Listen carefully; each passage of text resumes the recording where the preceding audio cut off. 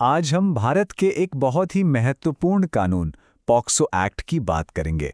ये वो कानून है जिसे बच्चों की सुरक्षा के लिए बनाया गया था, लेकिन इसकी कामयाबी के जो आंकड़े हैं वो एक बहुत ही उलझी हुई कहानी बताते हैं।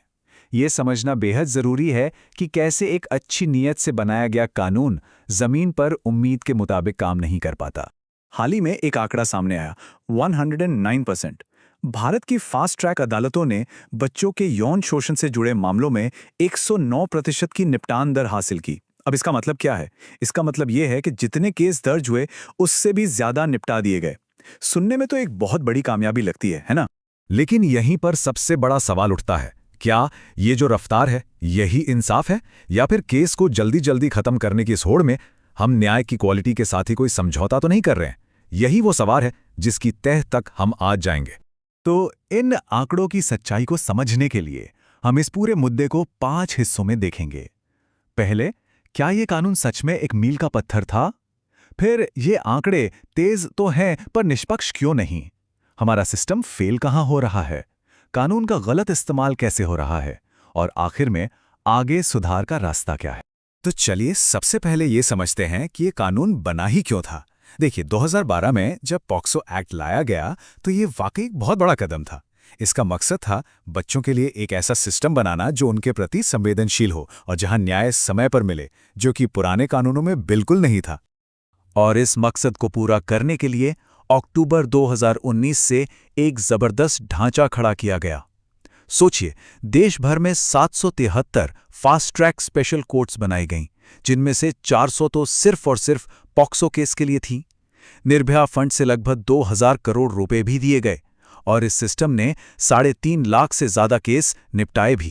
और यहीं से कहानी में एक विरोधाभास, एक पैराडॉक्स सामने आता है। ये जो केस निपटाने की शानदार दर है ना, ये असल में न्याय की क्वालिटी से जुड़ी एक बहुत ही परेशान करने वाली सच्चाई पर पर्दा डाल रही है। तो समस्या की जड़ ये है, एक तरफ तो केस खत्म होने की संख्या तेजी से बढ़ रही है, लेकिन दूसरी तरफ सजा मिलने की दर, जिसे हम कन्विक्शन रेट कहते हैं, वो लगातार नीचे गिर रही है। आंकड़े इस बात की गवाही देते हैं। 2019 में राष्ट्रीय स्तर पर सजा की दर 35% थी, जो 2023 तक गिरकर सिर्फ 29% रह गई। और सबसे ज्यादा चौंकाने वाली बात यह है कि जिन फास्ट ट्रैक कोर्ट्स को तेजी के लिए बनाया गया था, वहां तो ये दर औसतन सिर्फ 19% है। तो इन सब आंकड़ों का निचोड़ क्या है?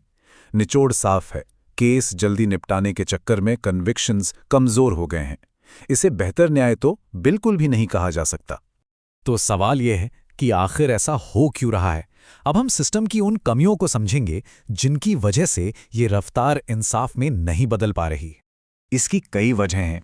जांच में बहुत जल्दबाजी की जाती है, चार्जशीट अक्सर अधूरी होती है, फोरेंसिक रिपोर्ट आने में महीनों लग जाते हैं, और सबसे जरूरी, पीड़ितों को कानूनी प्रक्रिया में मदद करने वाले ट्रेंड सपोर्ट पर्सन्स की भारी कमी है। ये सारी चीजें मिलकर केस को फैसले तक पहुंचने से पहले ही कमजोर कर देती हैं।